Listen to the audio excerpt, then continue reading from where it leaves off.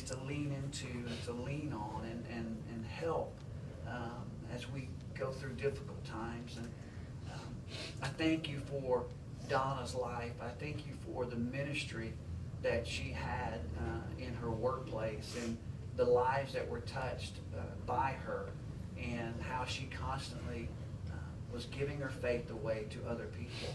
And I pray that those things would be an inspiration to us, that we would want to see our lives do a lot of those same kind of things. So thank you for that.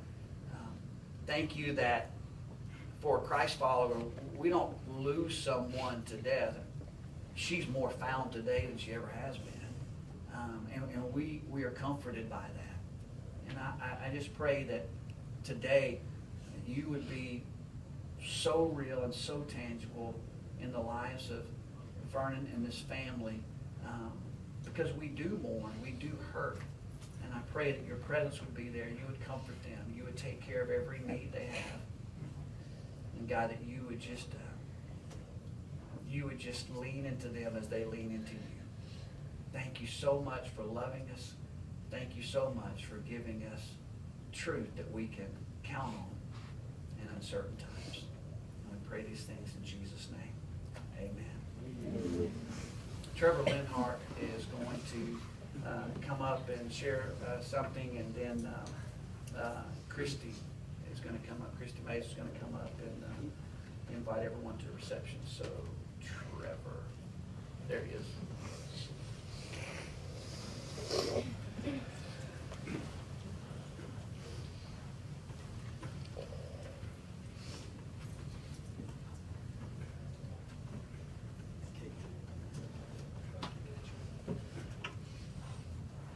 I want to just start off initially and apologize ahead of time for those of you who know me and know how I can be long-winded when asked to speak.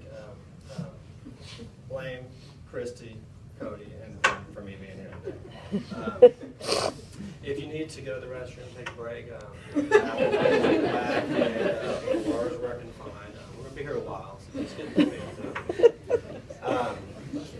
The fact that I was standing in the back and the fact that this room is filled with people from various walks of life and different aspects of Donna's life is an indication that she touched a lot of people. Everywhere she went, she had an impact on people. News of her passing on Monday hit Wall Street, and stock prices and Diet Coke and Red Bull crashed. They're not too happy with those companies, but nonetheless, they'll get by. Flowers look great. I hope y'all like the flowers. Donna did a good job at preparing her own funeral. She was just that way. She worked real hard. She made sure that Will and Dad and I didn't deliver them because we were prone to drop flowers a lot. It was very difficult on Mother's Day and Valentine's for her to really be calm and let those who she had working for her actually work for her, because we couldn't do it without her guidance. But so I did. Christy asked me to prepare something, so I did, and I'm not really sure where my notes went. So if I can't find my notes, we're going to go on the fly. So it's really going to get long-winded here. I don't have to, so we'll just go with that. Christy, thank you for letting me share up here for you. Vernon as well, thank you, Cody. Donna was survived by a large family. When I first met Catherine, that was probably the first thing I noticed about Catherine, besides that she was a beautiful, hot young lady, but was that she had 3 moms. And every time I was over at Susan's house, one of her 2 aunts, or both of her 2 aunts, were there. And for me to actually date Catherine on a regular basis, it wasn't enough to get Gus and Susan's permission. I had to refer to Donna and Sandra and Will and Vernon, pretty much the whole ensemble. But that's the thing, at first when I was a part of the family and then asked Catherine to marry me, I thought, I can't believe this family, it's so tight, it's so close. I mean, let's move, Catherine, let's go to Dallas, let's get away. And 15 years later though, I look at this group now and I look at the tightness that they have, and I actually take back, and I want to apologize, Christy. Years ago I told you, what's your problem? You need to get out, get away from your home, go get your own place. I look at the house that they have and the house that they have with Donna and Vernon, and if you need me to move in, I will. Hell yeah. Kid. Not allowed to go. But I mean, that's just it. I mean, as an outsider, you look in, you say these folks are so tight knit and they're so close. But that's their family, and that's how it worked, and it worked for them. Donna wore many hats. Scott touched on the fact that she was an excellent employee. Her and I used to go rounds and rounds about who worked more. She always said that I was going to be too old too fast, and I'd always say, well, you know, what are you doing? And she would say, well, I'm beating you to it, you know. And I told her, I said, one day you're going to take a break, and she said, well, I will. And I think she got that day. I think she finally got the day off, and that's awesome for you, Donna. I want to correct something though that you said, Scott. I do. I'm not saying you're wrong. You're a pastor. You're always right. But Scott had mentioned that Donna wasn't that good in directions. And I want y'all to understand the context of that particular situation, because it happened another time as well. And the thing that I gleaned from Donna's indirection is not misdirection, but it's her spirit of overachievement. Okay. For many of you who know Donna, Sandra, and Will, and Susan, and if Gus were here, I'd throw him in that mix too. They have a little love of something that's a little fun. They like to go to Coshada. And you know, it's not too far away. It's closer to Vegas, obviously. You don't have to take a plane. You can drive there. And for those of you who have a map or GPS, which they didn't have back in the day, they had phones and pagers and a paper map. It wasn't enough for her just to drive the 2-hour drive to Coshada. That's too close. You see, that's a boring trip.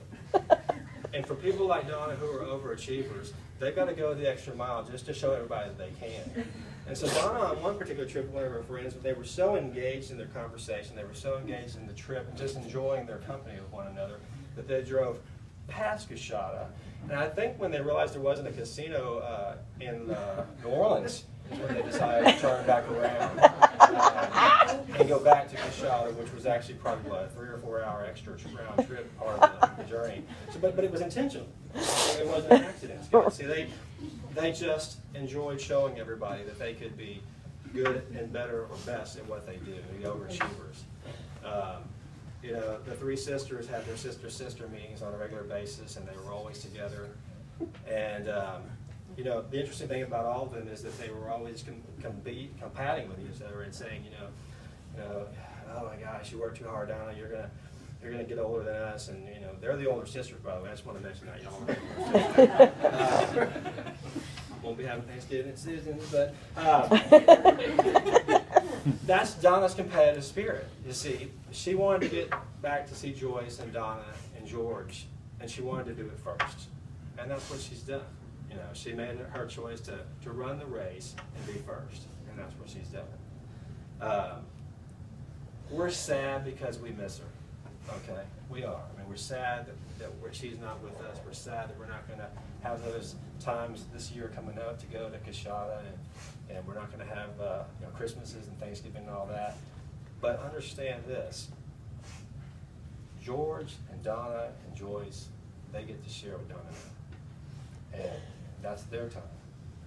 And the reality is, just like Scott said, there's going to come a day when we're all going to be in the same place. And that doesn't escape any of us. And so it's not that we're saying goodbye, we'll never see you again. No, it's just goodbye, and we'll see you soon. The other thing about Donna that I enjoy is that she wore a lot of hats. We all wear hats, but again, a lot of people come from different walks of life and different places in this world. And for a long time, Catherine and I would, oh, this family is so large, it's getting large, everybody's having babies. We've got 3 of our own, and Christmas is like, you know, we have to have a block party. But as our families got bigger and as our families got larger, our kids got older, Donna wouldn't have any other way. You know, she enjoyed having her sisters and her cousins and her nieces and her nephews and everybody around. She enjoyed having a house full of people, and a house full of friends, and a house full of family. And that's evident in the fact that we're all here today, because she enjoyed people. Scott nailed it, nailed it, nailed it. Her job was not a job. Her job was not something that she had to do. Her job was something she wanted to do. When I first met Donna at Catherine's and Susan's house, she was a hairstylist. She wasn't even at Randall's at that time. She always wanted to do my hair, and that's probably, if I have one regret for Donna, is that I never let her do my hair. But at that time, I had Luke Perry hair, and that wasn't happening. She wasn't touching my hair. She can cut my hair now. It's kind of going away. But she moved in from that right into Randall's. She was a champion, as Scott said, of sobriety. She was never a victim. Donna never made excuses for the things that she had done in life, and she never made excuses for the demons that were in her life. What she did was she overcame those demons in her life, and she was a champion for those that knew her. She was a champion for those that had similar issues, and she was able to walk with them and understand those demons. She was a champion. She was a champion. And the thing is, my takeaway in my experience in my time with Donna was that, as Scott alluded to earlier, she was a hard worker, and she was a loving person who showed us all the value of commitment to family, of commitment to the job, the task that we were given here. Whatever that task may be, she did it with pride, and she did it with the best of her ability, so that others would look at that and say, that's not what the job required, that's what Donna did for that job. And to that, she turned her floral work into artwork. And that is why on Valentine's Day, people knew to call Donna's store when they could call other stores. That's why on Mother's Day, Elizabeth and Doug and I and Will and Joe and Catherine didn't get to have Mother's Day or Valentine's Day because we were too busy passing out Donna's flowers to everybody in town. If you didn't get to the school by 4 o'clock, you were in some kind of trouble. But an abundance of orders, more orders than our store could handle, because when they had choices to go elsewhere, they went to Donna because they knew that the quality of the service to their needs and to their lives that they would get. And that, again, is a testament to who Donna was and is. We want to be sad, we want to cry, and that's normal, and that's right. That's right for us. But I want to add to some things that Scott said. And I actually was telling the kids this the other day. They were talking about the funeral, and they were thinking, they said, and I think Ashley or Taylor, one of them said, Donna wants to be cremated, what does that mean? And we talked about it and we explained it. And she's like, well, she's not going to have a grave. And I said, I'm going to tell you the story in the Bible that comes to mind when I think about where Donna's at right now. And when Jesus had been crucified and was laid in the tomb, and Mary went to the tomb to mourn for Jesus' law and for her loss, and she was sad, the angel said, why are y'all here? He's not there. He's not here. And that's my message to all of you guys today, is that we come to pay our respects, we come to be sorrowful for ourselves and our loss, but realize this, Donna's not here. That's not her. She's in heaven right now, and she's happy. She's with her sister, she's with her mama and her papa. She's happy, taking a day off, taking a break, letting somebody else do the flowers, letting somebody else take care of Gracie and the kids.